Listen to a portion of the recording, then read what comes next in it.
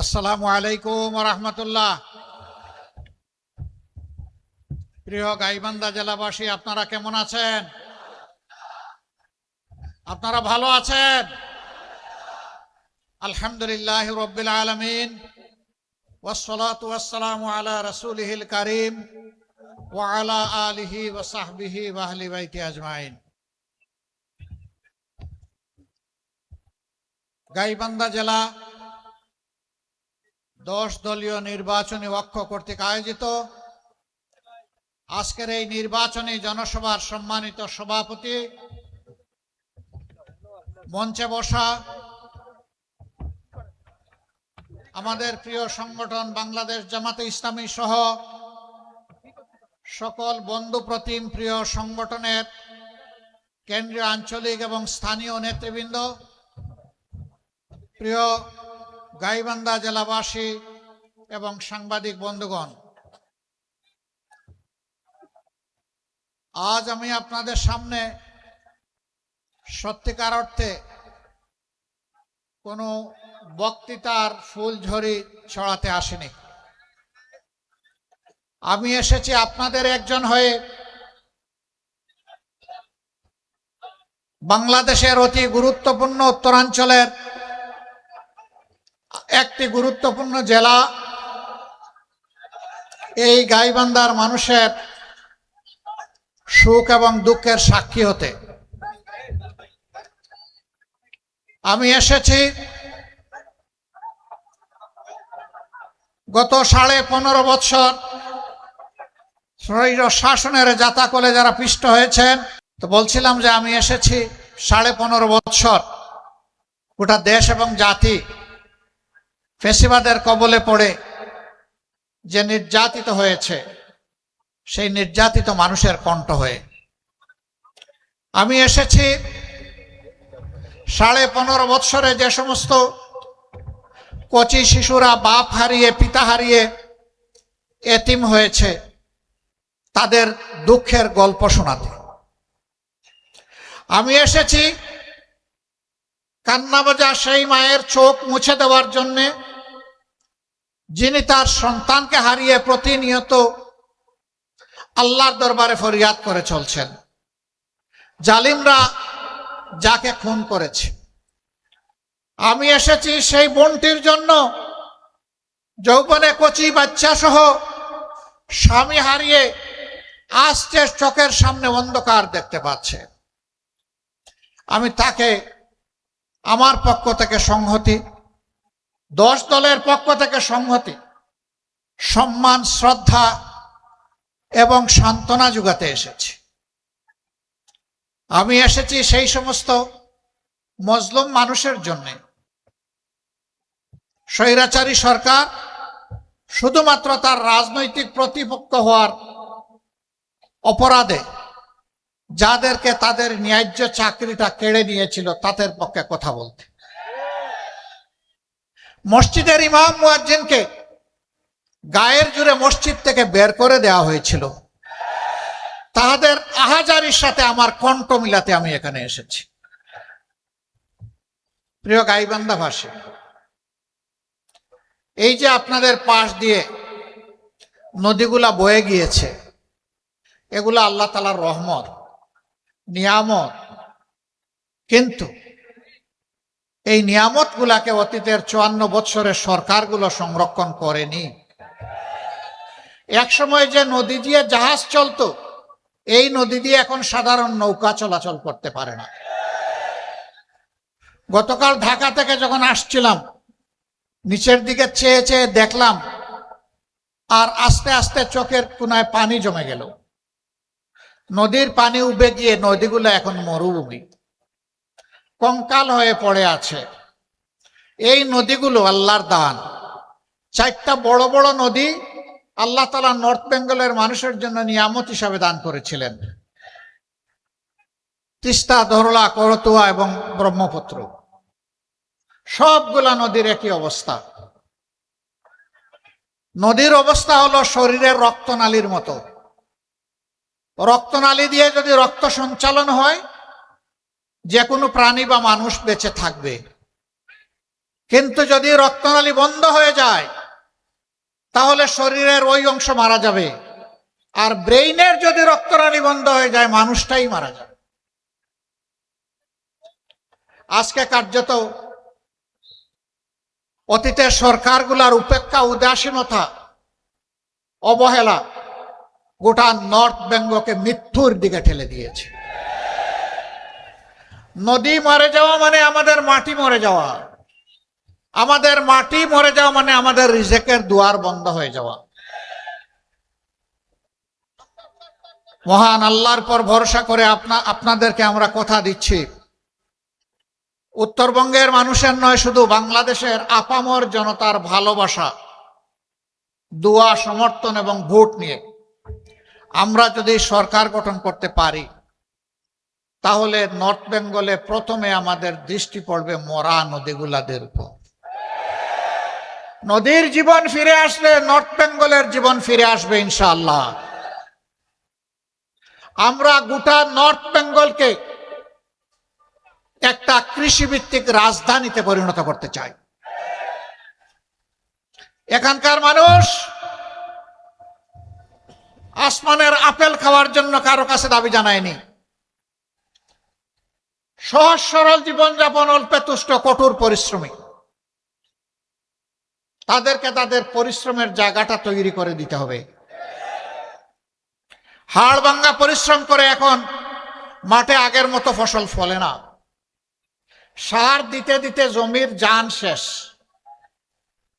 এর মূল কারণ হচ্ছে ওই যে মিঠা পানির পরশ থেকে, স্পর্শ থেকে আমাদের মাটি, আমাদের জমি বঞ্চিত হয়ে পড়েছে। তিস্তা মহাপরিকল্পনার পাশাপাশি নদীগুলাকে জীবন দেওয়ার মহাপরিকল্পনা নেওয়া হবে ইনশাআল্লাহ। আমরা কারো লাল চক্ষুকে ভয় করি না ভাই, আমরা ভয় করি শুধু আল্লাহ রাব্বুল আলামিনকে।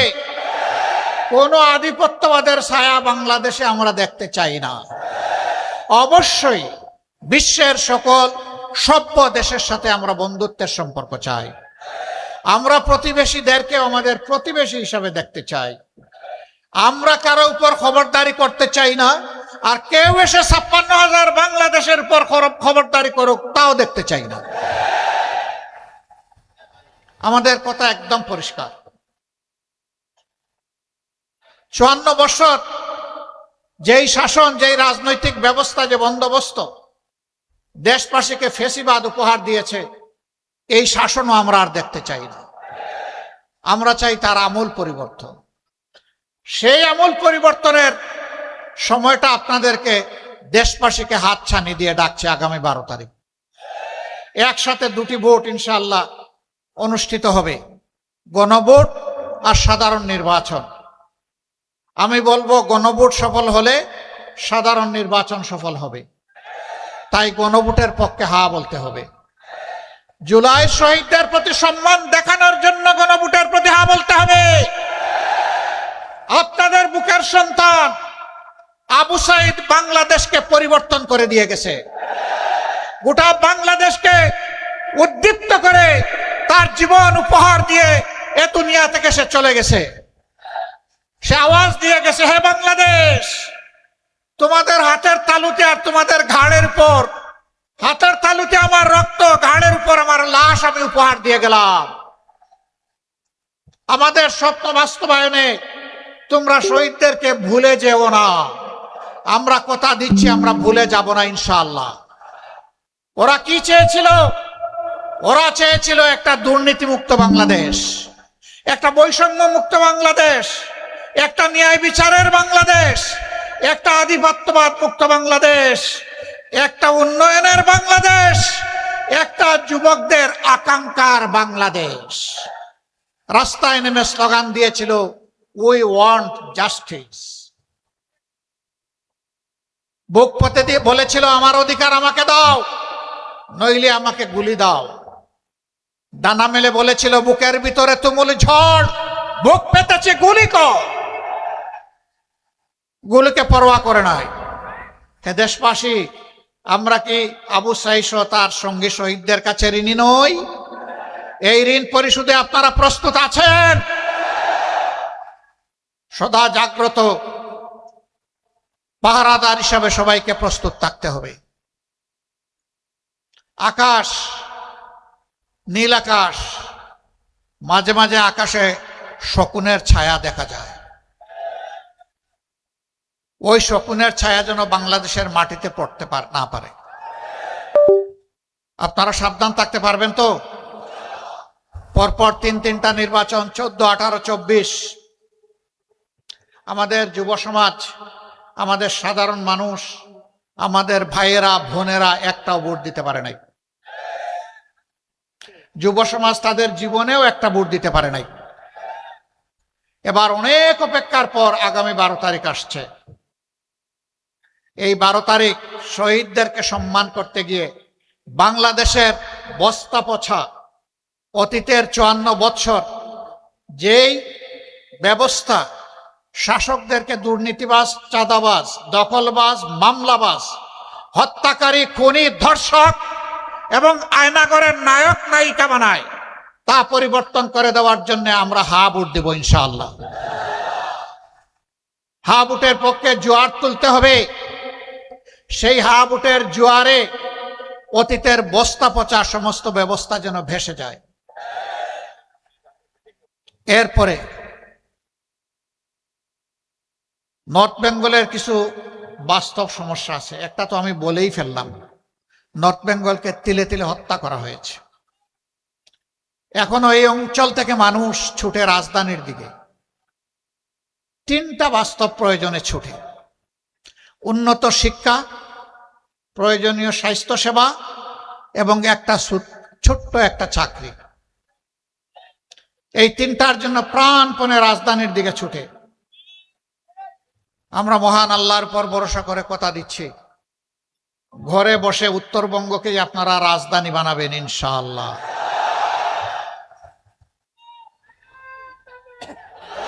আমরা যুবকদের হাতে আমরা বেকার ভাতা দেব না।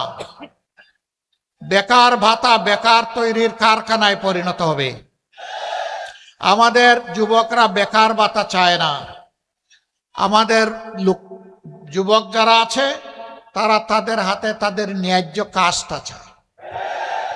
আমরা ইনশাআল্লাহ প্রত্যেকটা যুবক যুবতীর হাতকে আমরা বাংলাদেশের দেশ গড়ার কারিগরের হাতে পরিণত করব। আমরা তাদেরকে বাস্তব শিক্ষা দিয়ে দক্ষতা তাদের হাতে আমরা তুলে দেব। এরপরে গৌরবের সাথে দেশে হোক প্রবাসে হোক সম্মানের সাথে সে আয় রোজগার করবে, চাকরি করবে, ব্যবসা করবে ইনশাআল্লাহ। আমরা উত্তরবঙ্গকে পুরা একদম ইন্ডাস্ট্রিতে পরিণত করতে চাই। এটা সম্ভব। এখানে বাংলাদেশের শস্যের 3 ভাগের 1 ভাগ সারা বাংলাদেশকে উত্তরবঙ্গ ধান চাল সরবরাহ করে, গম সরবরাহ করে, ভুট্টা সরবরাহ করে, আম জাম সরবরাহ করে, লিচু সরবরাহ করে, পেয়ারা কুল সরবরাহ করে। এক কথায় বলতে গেলে বাংলাদেশের এটি হচ্ছে খাদ্যের একটি ভান্ডার। কিন্তু আফসোস, কৃষক তো উৎপাদিত মূল্যের সঠিক মূল্য পায় না। পণ্যের মূল্য কেন পায় না জানেন? 2টা কারণে পায় না। একটা হচ্ছে মধ্যস্বত্বভোগীরা এসে এখানে কামড় দেয়, আর একটা হচ্ছে ঘাটে ঘাটে চাঁদাবাজরা অস্থির করে তোলে। এই 2 কারণে কৃষক পায় না পণ্যের মূল্য, ক্রেতা পায় না ন্যায্য মূল্যে তার পণ্য। আমরা সেই চাঁদাবাজদেরকে নির্মূল করব ইনশাআল্লাহ। ভয় পেও না চাঁদাবাজ, তোমরাও এই সমাজের মানুষ। আমরা ইনশাআল্লাহ তোমাদের হাতেও সম্মানের কাজ তুলে দেব। তোমরাও সম্মানের সাথে বসবাস করবা। সেদিন আর মুখ লুকিয়ে তোমাদেরকে চলতে হবে না সমাজে। তোমাদের মা বাপকে কেউ চাঁদাবাজের মা বাপ আর বলবে না। তোমার স্ত্রীকে কেউ চাঁদাবাজের স্ত্রী বলে খুঁটা দেবে না। আর মাঝে মাঝে মানুষের জালে বন্দী হয়ে তোমাদেরকে বিপদে পড়তে হবে না। তোমরাও সম্মানের সাথে বসবাস করবা ইনশাআল্লাহ। এইভাবে প্রত্যেকটা হাতকে আমরা প্রত্যেকটা হাতে কাজ তুলে দিয়ে সম্মানের হাত বানাতে চাই। আপনাদের কোনো আপত্তি আছে? এই অবস্থা যদি তৈরি হয় রাজধানীর দিকে প্রাণপণে ছুটতে হবে না ইনশাআল্লাহ। স্বাস্থ্য সেবার জন্য ছুটেন। আমাদের অঙ্গীকার হচ্ছে এখন 33টা জেলায় মেডিকেল কলেজ আছে, 64টা জেলার মধ্যে 31টা বাকি আছে। আমরা পর্যায়ক্রমে ইনশাআল্লাহ সব জায়গায় মেডিকেল কলেজ গড়ে তুলব এবং সব জায়গায় সরকারি বেসরকারি বা যৌথ উদ্যোগে বিশেষায়িত হাসপাতাল ক্রমান্বয়ে গড়ে তোলা হবে ইনশাআল্লাহ। এই সুবিধা যদি আপনি গাইবান্ধায় বসে পান, আপনি ঢাকায় যাবেন কেন? আপনার সময় এবং অর্থের অপচয় করবেন কেন? সেখানে গিয়ে অসহায়ের মতো আপনাকে ঘুরতে হবে কেন? এখানে তো বাড়িতে বসেই আপনি সেই সেবাটা নিতে পারবেন। শিক্ষার ক্ষেত্রে এখন বলবেন ডাক্তাররা এসে এখানে থাকবে কিনা? থাকবে। যখন সে দেখবে মানসম্মত শিক্ষা প্রতিষ্ঠান এখানে পরিচালিত হচ্ছে, গড়ে উঠেছে, তার সন্তানের শিক্ষা দীক্ষায় কোনো সমস্যা হবে না, তখন সেও সানন্দে এখানে থাকবে। দুটি কারণে, একটি হলো জীবন এখানে সহজ, পণ্যের দাম এখানে কম এবং সে তাজা সব কিছু পাবে। সবচেয়ে বড় কথা হলো শহরের একটা কবিতা আছে, ইট পাথরের বাড়ি হেতা ইট পাথরের ঘর, কেহ নহে কারো হেতা সবাই সে তাপ। এ হচ্ছে জড় সভ্যতার কবিতা। আর গ্রামে যখন আসবে তখন দেখবে যে মানুষ বড়ই প্রাণ খোলা, মানুষ সম্মান করে, ভালোবাসে, মর্যাদা দেয়, যেটা শহরে পাওয়া যায় না। মানুষের ভালোবাসার জালে তারা বন্দী হয়ে এখানেই থাকবে ইনশাআল্লাহ। আমরা এই তিনটা জিনিস যদি নিশ্চিত করতে পারি, উন্নত শিক্ষা, মানসম্মত স্বাস্থ্য সেবা এবং সকলের হাতে হাতে কাজ, তাহলে আলহামদুলিল্লাহ নগর আর সাগরের ব্যবধান দূর হয়ে যাবে, কোনো ব্যবধান থাকবে না। আমরা আর মরুভূমির বাংলাদেশ দেখতে চাই না, আমরা উর্বর বাংলাদেশ গড়ে তুলব। উর্বর হবে আমাদের জনশক্তি, উর্বর হবে আমাদের মাটি। আমরা এই দেশকে ভালোবাসি, আমরা মানুষকে ভালোবাসি। চরম বিপদে আপনারা সাক্ষী, আমাদের নেতৃবৃন্দ জেলে গিয়েছেন, ফাঁসির কাস্টে ঝুলেছেন হাসতে হাসতে। দফায় দফায় আমরা আপনারা জেলে গিয়েছি, প্রিয় বাংলাদেশ ছেড়ে আমরা যাইনি। আমরা ছিলাম জীবনের, সম্পদের, ইজ্জতের ঝুঁকি নিয়ে বাংলাদেশের সাথে ছিলাম। কেন ছিলাম? কারণ এই মাটিটাকে বড় ভালোবাসি। হে মাটি, তোমাকে ফেলে যাব না।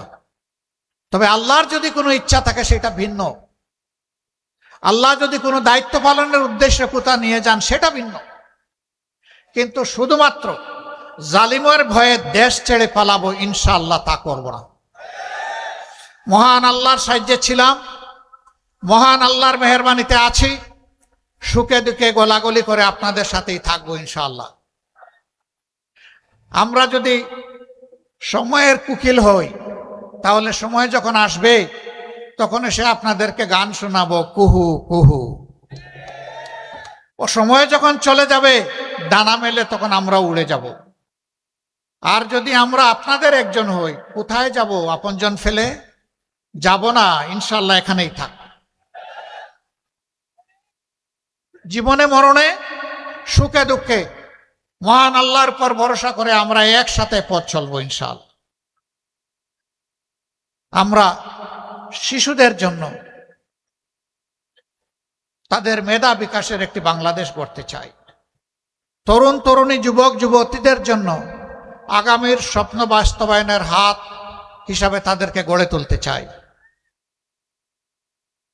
আমাদের মায়েদের জন্য ঘরে, চলাচলে এবং কর্মস্থলে শতভাগ সম্মান এবং নিরাপত্তা নিশ্চিত করতে চাই।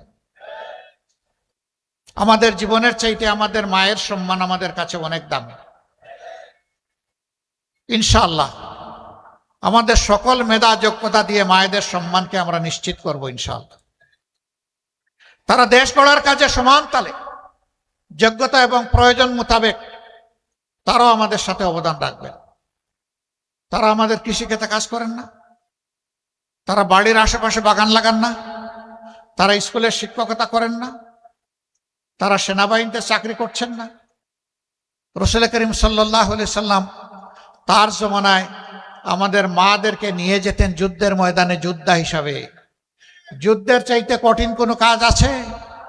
যদি যুদ্ধে মাদেরকে আল্লাহ রসুল সামিল করে থাকেন, তাহলে রাষ্ট্রের সকল কাজে তারা শরীক থাকবেন ইনশাআল্লাহ। এখন যে দুইটি জিনিসের অভাব, সেই অভাব পূরণ হবে ইনশাআল্লাহ। একটা কর্মক্ষেত্রে সম্মান নাই, আর একটা কর্মক্ষেত্রে নিরাপত্তা নাই। আমরা তাদেরকে কথা দিচ্ছি, আপনাদেরকে মায়ের সম্মান দিব এবং জান প্রাণ দিয়ে আপনাদের নিরাপত্তা নিশ্চিত করব ইনশাআল্লাহ। সব কিছুর উপর অগ্রাধিকার পাবে মায়েদের দিক। সেই বাংলাদেশটা আমরা গড়তে চাচ্ছি। আপনারা কি একটু আমাদের সাথে থাকবেন ইনশাআল্লাহ? যদি আপনারা থাকেন তাহলে ইনশাআল্লাহ আল্লাহর পর ভরসা করে আমরা এগিয়ে যাব। উত্তরবঙ্গে একাধিক কৃষি বিশ্ববিদ্যালয় আমাদের প্রয়োজন, কারণ এটা কৃষির উর্বর ক্ষেত্র। সেরকম কোনো বিশ্ববিদ্যালয় নাই। হাজী দানেশ বিজ্ঞান ও প্রযুক্তি বিশ্ববিদ্যালয় এটা কৃষি বিশ্ববিদ্যালয় না। বেগম রোকেয়া বিশ্ববিদ্যালয় এটি একটি সাধারণ বিশ্ববিদ্যালয়। আমরা ফিল করি, সকল কিছু যাচাই বাছাই করে উত্তরবঙ্গে একাধিক কৃষি বিশ্ববিদ্যালয় হওয়া প্রয়োজন। এই ক্ষেত্রে আমাদের বিবেচনায় আশা করি গাইবান্ধা অগ্রাধিকার পাবে ইনশাআল্লাহ। মেডিকেল কলেজের কথা আগেই বলেছি, এখানে ইপিজেড করার সিদ্ধান্ত হয়ে আছে, বাস্তবায়ন নাই। হ্যাঁ, ইপিজেড এখানে হওয়া উচিত কর্মসংস্থানের জন্য এবং আমাদের উৎপাদিত যে সমস্ত পণ্য আছে সেইগুলাকে প্রসেসিং করা, বাজারজাত করা, বিশ্ব বাজার ধরার জন্য, বাংলার বাজার ধরার জন্য প্রয়োজন আছে। আমরা অবশ্যই এটার দিকে মনোযোগ দিব ইনশাআল্লাহ, আপনারা দোয়া করবেন। তারপরে বালাসী বাহাদুরপুর নাকি না বাহাদুরাবাদ, একটা সেতু দুই দিককে বিচ্ছিন্ন করে রেখেছে। আমরা চেষ্টা করব দুইটাকে জোড়া দিয়ে দিতে, আপনারা দোয়া করবেন ইনশাআল্লাহ। এটা বড় কাজ নয়, বড় মনের প্রয়োজন, বড় ভীষণের দরকার। আমাদের চুরির টাকাগুলো যদি আমরা ফেরত পাই আর নূতন চোরদের হাত যদি আমরা অবশ করে দিতে পারি, বাংলাদেশের উন্নয়ন লাফিয়ে লাফিয়ে হবে ইনশাআল্লাহ, লাফিয়ে লাফিয়ে হবে। আপনারা দোয়া করবেন। তারপরে ফুলচুড়ি সাগাটা নদী শাসন না, শুধু ফুলকড়ি সাগাটা না, সকল নদীগুলোকে শাসন করব না। মানুষ বলে নদী শাসন, শাসন করলে তো ওরা ভয় পাবে, নদীগুলো কান্নাকাটি করবে, দুঃখ পাবে না। নদীকে আপন করে তুলে নিব, আমাদের সন্তান বানাবো প্রত্যেকটা নদীকে ইনশাআল্লাহ। নদীগুলাকে, সন্তানকে যেভাবে মানুষ লালন পালন করে, আমরা নদীগুলাকে কুলে নিয়ে সেইভাবে লালন পালন করব ইনশাআল্লাহ। নদীমাতৃক বাংলাদেশ। আমরা এক সময় নদীর কূলে আমরা গিয়ে বসে যাব, মা এখন আমাদের নৌকাটা নিয়ে তুমি চলো, আমাদের জাহাজ নিয়ে চলো, আমাদের লঞ্চ নিয়ে চলো, যা বন্ধ হয়ে আছে। আপনারা দোয়া করবেন।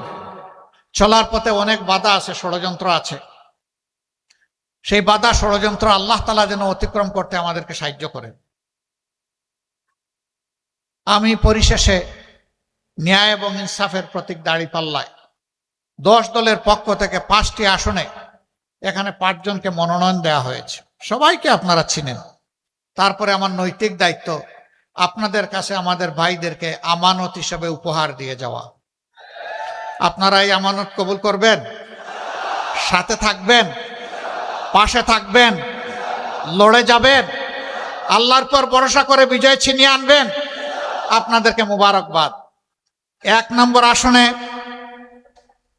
জনাব অধ্যাপক মাজেদুর রহমান, এই আসনে আগেও জামাতে ইসলামীর প্রতিনিধিদেরকে এলাকার মানুষ তারা নির্বাচিত করেছিলেন। আমরা সেই এলাকার মানুষকে ধন্যবাদ জানাই, কৃতজ্ঞতা জানাই। এবার আমরা তার হাতে ইনসাফের প্রতীক পাল্লা তুলে দিলাম। ধরো, ছেড়ে দিলা কেন? তোমার হাতে তুলে দিচ্ছি তো, তুমি তো ধরবা। আপনারা ইনসাফের প্রতীকের সাথে থাকবেন ইনশাআল্লাহ। এসপায়ার বাংলাদেশ, আমাদের স্বপ্নের বাংলাদেশের সাথে থাকবেন। সবাইকে ধন্যবাদ। 2 নম্বর আসনে সদরের আসন, ইনিও সাবেক উপজেলা চেয়ারম্যান, আরেকজন সাবেক উপজেলা চেয়ারম্যান, যিনি গাইবান্ধা জেলার সম্মানিত আমির জনাব আব্দুল করিম, তার হাতে আমরা ইনসাফের প্রতীক তুলে দিলাম। এই মানুষগুলাকে দেখতে মায়া লাগে? আসলেই লাগে। হ্যাঁ, যারা দেশ এবং জাতির জন্য পেরেশান হয়ে কাজ করে, মানুষের অন্তরে আল্লাহ তাআলা তাদের প্রতি ভালোবাসা তৈরি করে দেন। আমরা দোয়া করি এই গাইবান্ধা জেলার প্রত্যেকটি ঘরে ঘরে সেই ভালোবাসার মানুষ যেন আমাদেরকে দান করেন। সবাইকে ধন্যবাদ। 3 নম্বর আসনে অধ্যক্ষ মৌলানা নজরুল ইসলাম সাহেব, ডান দিকে আসেন ভাই, বামে দিব না, ডানে আসেন, আমরা ডানপন্থী রে ভাই, ডানে আসেন। আলহামদুলিল্লাহ। আমরা কোন পন্থী? আমরা কোন পন্থী? ডানপন্থীরাই আল্লাহর মায়ার মানুষ। আল্লাহ তাআলা 2টা পন্থা দান করেছেন, একটা ডান পন্থা, একটা বাম পন্থা। আমরা ইনশাল্লাহ ডানপন্থী। ওনার হাতে আমরা তুলে দিলাম ইনশাআল্লাহ। তিনিও সাবেক উপজেলা চেয়ারম্যান, একজন নির্যাতিত মানুষ, যাকে আজীবনের জন্য অন্যায়ভাবে শাস্তি দেওয়া হয়েছিল। ও মওলা, তুমি যারে রাখো তারে মারে কে, আর তুমি যারে ধরো তারে ছাড়ে কে। আপনারা আছেন এই ভাইটির সাথে, ধন্যবাদ আপনাদেরকে। তারপরে গাইবান্ধা জেলার সার্বিক আরেক আমির, বিশিষ্ট চিকিৎসক, সমাজসেবক, যিনি গরিবের বন্ধু বলে পরিচিত, আমাদের ভাই জনাব ডাক্তার আব্দুর রহিম সরকার। তিনি সরকারে নামের দিক থেকে আছেন, আগামীতে তিনি ইনশাআল্লাহ সত্যিকারের সরকারের অংশ হবেন ইনশাআল্লাহ। আপনারা তার জন্য বুক ভরে দোয়া করবেন, তার বিজয়ের জন্য ইনশাআল্লাহ আপনারা লড়ে যাবেন সমান তালে। সর্বশেষ গাইবান্ধা 5 আসনে সাগাটা ফুলছড়ি, এই আসনে আমরা গাইবান্ধাবাসীকে একজন বীর মুক্তিযোদ্ধা আমাদের পক্ষ থেকে উপহার দিচ্ছি, জনাব আব্দুল ওয়ারেস। তার হাতেও আমরা ইনসাফের প্রতীক দাড়িপাল্লা তুলে দিলাম। ওনারা যুদ্ধ করেছেন 71 সালে, একটি ন্যায় ইনসাফ সাম্যের, একটি অগ্রগতি উন্নয়নের, একটি নিরাপদ বাংলাদেশ দেখার জন্য। তাদের সেই আকাঙ্ক্ষা পূরণ হয় নাই। আপনাদের কাছে আমরা লজ্জিত। এবার যেন সেই আকাঙ্ক্ষা পূরণ হয়ে আল্লাহ তুমি আমাদেরকে সাহায্য করো। আপনাদের সকলকে মোবারকবাদ। আচ্ছা, সবাই একটু পাল্লা সহ হাত তোলেন, পাল্লা হাতে নেন আর হাতটা তুলেন। 5 জনকে আপনারা একসাথে দেখে নেন। মহান রবের দরবারে সাহায্য চাই, হে আল্লাহ, এই জেলাটাকে তুমি ন্যায় ইনসাফের জন্য কবুল করো, তোমার দিনের জন্য কবুল করো, মানবতার জন্য কবুল করো। সকল ধর্ম বর্ণের মানুষের পর আমরা যাতে ইনসাফ করতে পারি আমাদেরকে সাহায্য করো। সকল ধর্ম বর্ণের মানুষকে নিয়ে সুন্দরভাবে একটা সুন্দর দেশ, অহিংস একটা বাংলাদেশ যাতে আমরা গঠন করতে পারি, একটা ঐক্যবদ্ধ বাংলাদেশ গঠন করতে পারি। আল্লাহ তাআলা তুমি আমাদেরকে সাহায্য করো। আপনাদেরকে ধন্যবাদ। মূল্যবান সময় কুরবানি ত্যাগ করে এখানে এসেছেন, কথা শুনেছেন, আমাদেরকে আপনারা দোয়া করে দেবেন। আমরা আপনাদের অন্তরে ভালোবাসার একটা বিছানা চাই। অলিক কোনো কথা আপনাদেরকে বলি নাই, অসম্ভব কোনো ওয়াদা আপনাদেরকে দেই নাই। যা বলেছি ইনশাআল্লাহ আল্লাহ তৌফিক দিলে তার উপরই ভরসা করে তা বাস্তবায়ন হবে ইনশাআল্লাহ। এবং সেই বাস্তবায়ন করা অর্থাৎ ওয়াদার ওয়াজিব পূরণ করা হবে আমাদের দায়িত্ব। আমাদের জন্য দোয়া করবেন। আল্লাহ হাফেজ। বাংলাদেশ জিন্দাবাদ। 10 দলীয় নির্বাচনী ঐক্য জিন্দাবাদ। বাংলাদেশ জামাতে ইসলামী জিন্দাবাদ। দাড়িপাল্লার বিজয় হোক। আসসালামু আলাইকুম ওয়া রাহমাতুল্লাহি ওয়া বারাকাতুহু।